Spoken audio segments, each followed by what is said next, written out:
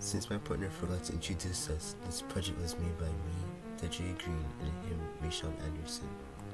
The overall topic of our visual essay will be surrounded around the idea of betrayal.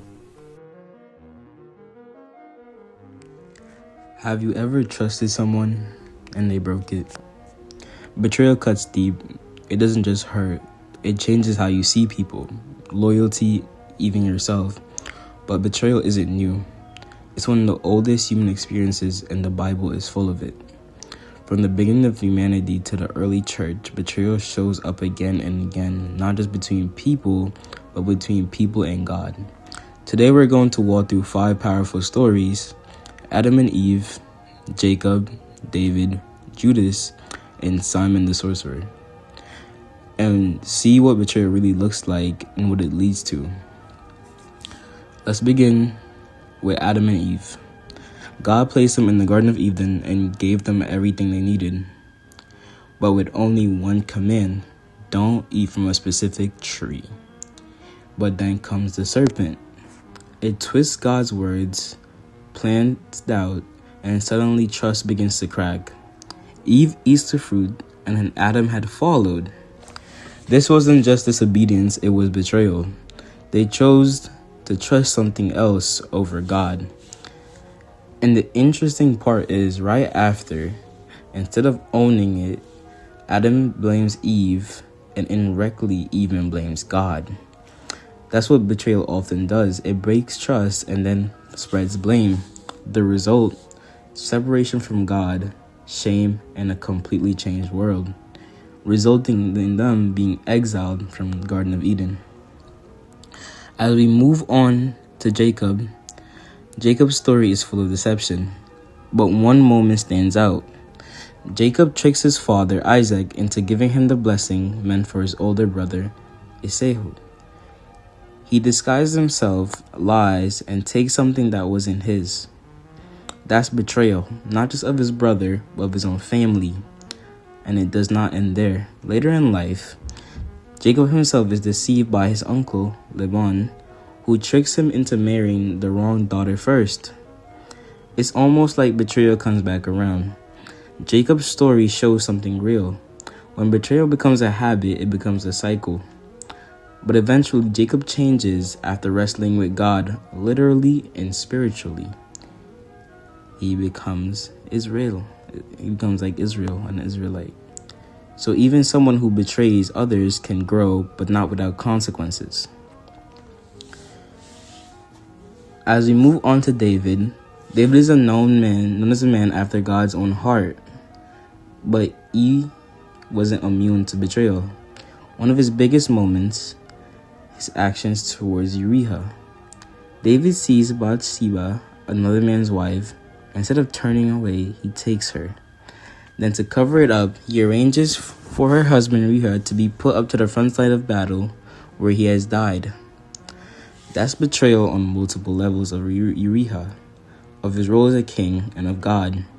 David had power, but he used it selfishly. But what separates David is what comes after. When confronted, he doesn't deny it, he repents deeply. His story reminds us that even when people fall hard, they can always come back, but the damage of that betrayal is still real.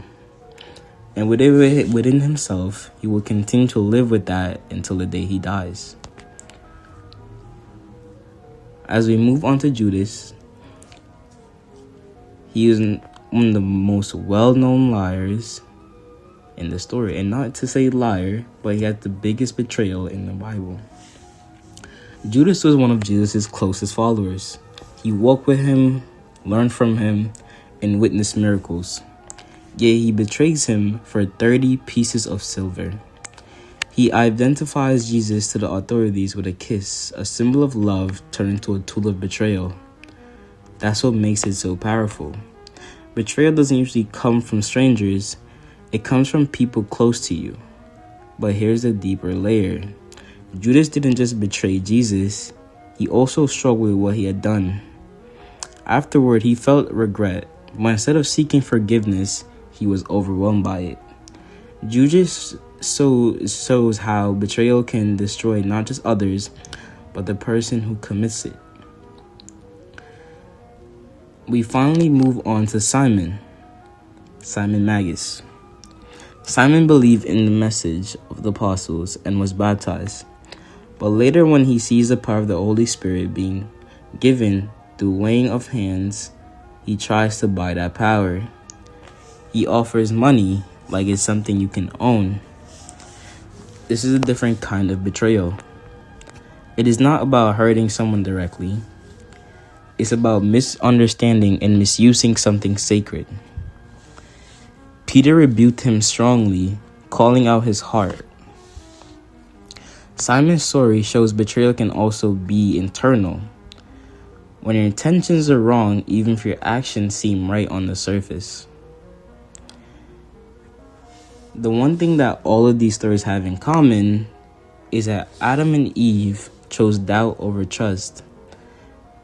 Jacob chose deception over honesty. David chose desire over integrity. Judas chose money over loyalty. And Simon chose power over purity. Different situations, but the same root. Choosing something else over what's right. But there's also another pattern. Some of these people, like Jacob and David, turn back, grow, and change. Others, like Judas, are consumed by their actions. Betrayal is powerful. It can break relationships, trust, and even identity. But these stories remind us of something important. What you do after betrayal matters just as much as the betrayal itself. Do you run from it or do you learn from it? Do you choose to acknowledge what you did and actually make it a change rather than making it your entire existence, making it ruin yourself to the point of no return? Or would you rather take the charge and make yourself a new person for the guilt that you felt for causing such betrayal in the first place? The one thing that all of these people really showed is that forgiveness is always something that exists, but it's what you do to actually gain that forgiveness back in the long term. Forgiveness is not permanent, but betrayal without redemption can leave you a broken man or a woman. To bring change within yourself is to know you can be forgiven, but not all forgiven can still live a peaceful life.